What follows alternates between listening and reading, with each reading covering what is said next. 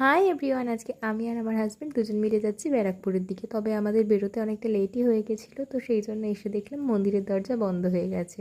তবে মায়ের দর্শন এখানে একটু করলাম, মানে ফটোর মাধ্যমে আর কি করলাম। তবে মায়ের দর্শন না পেলে আমরা ভোগ প্রসাদ পেয়েছি।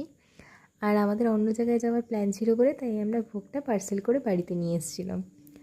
আর তারপরে আমরা চলে আসলাম ত্রিধা রেস্টুরেন্টে।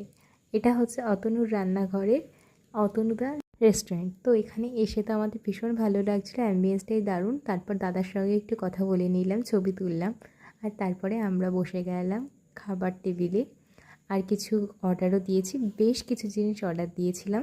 প্রথমেই ছিল এখানে ফিশ ফিঙ্গার, তার সঙ্গে এটা কমপ্লিমেন্টারি দিয়েছিল ফ্রেঞ্চ ফ্রাই, আর তার সঙ্গে আমরা একটা কাবাব অর্ডার করেছিলাম। এখানে ছিল মাটন আট্ঠে, আর এটা ছিল পিস পোলাও। তার সঙ্গে চিকেনের সম্ভবত একটা আইটেম ছিল, যেটা ছিল রাড়া চিকেন। এর সঙ্গে নিয়েছিলাম আমরা গ্রিন স্যালাড। আর পুরো প্লেটটা তো দারুণ লাগছিল, মানে প্রত্যেকটা ডিশই ছিল অসাধারণ। কোনটা ছেড়ে কোনটা ভালো বলবো, প্রত্যেকটা খাবারই ছিল মুখে লেগে থাকার মতন। আবারও যাওয়ার ইচ্ছে আছে। যাই হোক, খাওয়া দাওয়া কমপ্লিট করে আমরা আবার এই বৃষ্টি ভেজা শহরটাকে দেখতে দেখতে চলে আসলাম গান্ধীঘাট। তবে এটা নিয়ে আমার 3বার হলো যে আমি একবারও গান্ধীঘাটের ভিতরে যেতে পারলাম না। যাই হোক, তারপর ডিবাপির সামনে থেকে আমাদের ড্রাইভারের জন্য একটা বিরিয়ানি নিয়ে বাড়ির পথে রওনা দিলাম। টাটা।